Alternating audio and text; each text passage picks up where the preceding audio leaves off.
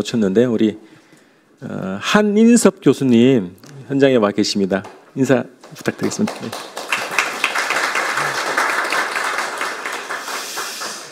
네, 바로 들어가도록 하겠습니다. 지금부터 한 40여 분 정도 예상합니다. 발제와 토론을 각각 10분씩 진행을 하고요. 이후에 대략 한 40분 정도 질의 그리고 토론 이어가도록 하겠습니다. 먼저 우리 김윤진 대표님께서 관련 주제로 기본 발제를 해 주시겠습니다. 박수로 모시겠습니다. 네, 안녕하세요. 촛불행동 공동대표 김은진입니다. 오늘 주제가 검찰개혁의 속도와 방향에 관한 것입니다. 네, 지금 속도에 대한 얘기가 굉장히 많이 나오고 있는데요. 사실 국민들이 검찰개혁이라는 단어를 구체적으로 얘기하기 시작한 것은 2019년부터입니다. 이미 6년이 지났습니다. 이렇게 충분한 시간이 있었고, 그리고 설사 윤석열 정부 기간 동안 못했다 하더라도 탄핵 이후에 9개월이 되었고, 파면 이후에 5개월이 되었고, 대통령 선거 이후에 3개월이 지났습니다. 더 이상 속도를 말해서는 안 되는 시간이라고 생각합니다. 그래서 오늘 발제에서는 속도에 대한 얘기는 충분히 그 속도가 완성이 되었다고 생각하기 때문에 하지 않겠습니다. 그리고 대신에 방향과 관련된 얘기에 초점을 맞춰서 말씀드리도록 하겠습니다. 국민들이 그동안 검찰개혁을 요구를 하면서 해왔던 주장은 명확합니다. 그래서 발제문에 보시면 알겠지만 3가지입니다. 수사와 기소를 반드시 분리해야 되겠다. 두 번째가 검찰에 대한 모든 수사권을 철저하게 박탈해야겠다. 세 번째가 검찰과 법무부의 수사권으로부터 완전히 격리시켜야 되겠다. 이 3가지입니다. 근데 지금 현재 언론에서 나오는 법무부와 민주당과 관련돼서 그 검찰개혁안이 계속 논란이 되고 있습니다. 그래서 이 3가지 국민의 요구의 기준에 맞추어 봤을 때 앞으로 방향을 어떻게 잡아야 될 것인가에 대해서 간단히 발제를 하도록 하겠습니다. 국민들이 검찰개혁을 원하는 이유는 너무나 간단합니다. 왜냐하면 검찰이 그동안 수사를 엉망으로 했기 때문에 검찰이 수사하는 꼴을 더 이상 보지 못하겠다는 것입니다. 국민이 이렇게 만든 것, 국민이 이렇게 생각하도록 만든 것은 검찰들입니다. 특히 정치검찰들입니다. 자신들의 필요에 따라서 누구는 압수수색하고 누구는 하지 않고 누구는 기소하고 누구는 하지 않고 마음대로 권력을 휘둘렀기 때문에 이런 문제가 생긴 것입니다.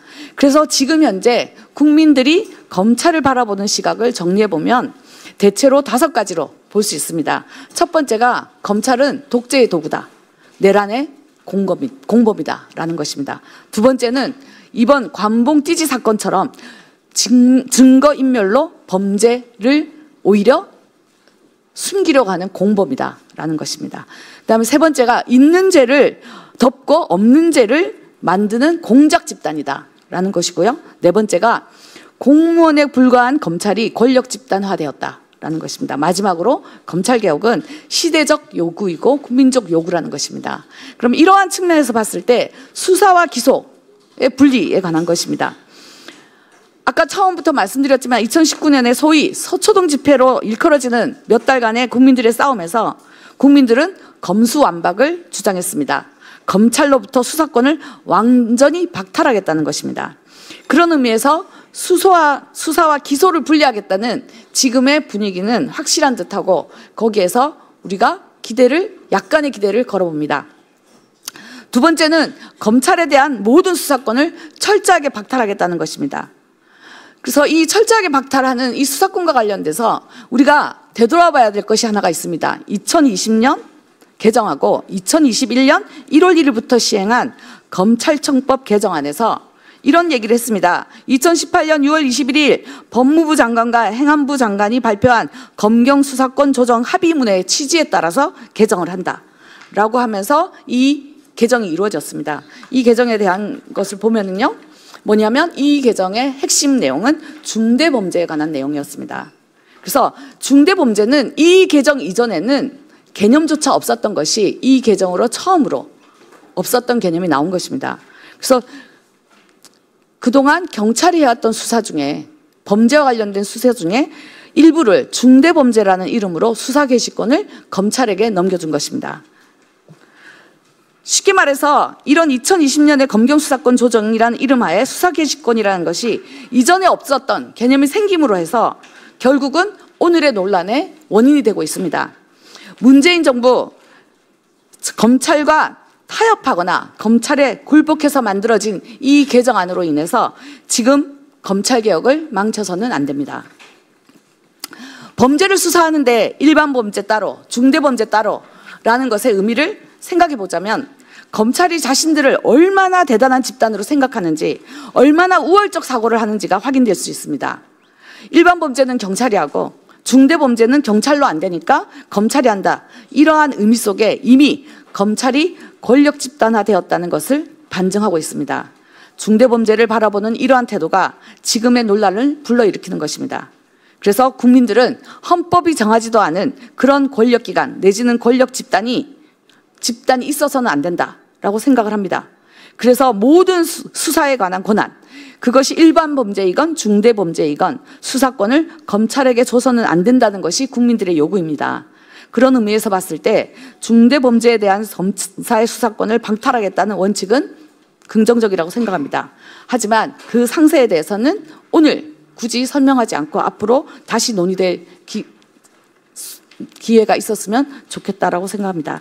마지막으로 검찰과 법무부의 수사권으로부터의 격리에 관한 내용입니다. 국민의 요구는 검찰의 기소권, 수사권의 분리만 있는 것이 아닙니다. 전통적으로 검찰을 관할하던 법무부에 대한 개혁도 따라야 합니다. 법무부의 직제에 대한 개혁을 말하는 것이 아닙니다. 검찰이 가지는 권한을 뺏기는 것이 마치 법무부의 권한을 뺏기는 것이라고 생각하는 태도가 개혁되어야 합니다. 이러한 태도가 중대범죄수사청을 법무부 산하에 두어야 한다는 법무부 안과 행정안전부에 두겠다는 민주당 안과의 갈등을 만들고 있습니다. 법무부가 그동안 검찰을 잘 관리 감독했다면 이런 문제는 발생하지도 않았습니다. 그런 책임 방기에 대해서는 전혀 반성도 없이 우리 것이니 절대 뺏겨서는 안 된다는 태도로 일관하는 것은 너무나 심각한 문제입니다. 현 정부에서 행정부의 일개 부서가 자신들의 기득권을 유지하려고 하는 이런 모습을 보이는 것은 국민들을 무시하는 태도입니다. 국민들의 요구는 정확합니다. 수사에 관한 모든 권리를 검찰에게 주어서는 안 된다는 것입니다. 검찰을 관할하는 법무부 산하에도 주어서는 안 된다는 것입니다. 간단합니다. 기소권만 법무부에. 이것이 국민의 요구입니다. 마지막으로 한 말씀만 드리겠습니다. 사실 오늘 이 자리에서 검찰개혁 4법에 대한 논의를 할 것이라고 처음에 계획을 세웠었습니다. 그런데 오늘은 그걸 다루지 않고 오로지 속도와 방향에 대해서 다룹니다. 왜냐하면 법무부가 안을 만들었다고 하는데 그 안이 실제로 확인되지 않고 있고 극히 일부분만 언론을 통해서 나오기 때문입니다.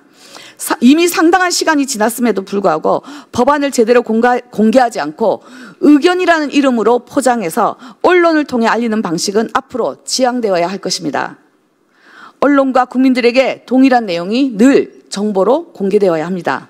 그래서 국민들이 자신들이 보는 신문의 기사가 아니라 정부의 공식적인 정보 공개를 통해서 직접 판단할 수 있는 이러한 정부가 되기를 기대합니다. 이 자리는 국민들이 요구하는 바를 다시 한번 정확히 제시하는 것을 목표로 삼았기 때문에 구체적인 법안 내용을 다루지는 않았습니다. 다음에는 이런 구체적인 법안을 통해서 이 원칙이 어떻게 검찰개혁에서 구현될 것인가를 논의할 수 있는 자리가 생기기를 기대합니다. 감사합니다. 고맙습니다.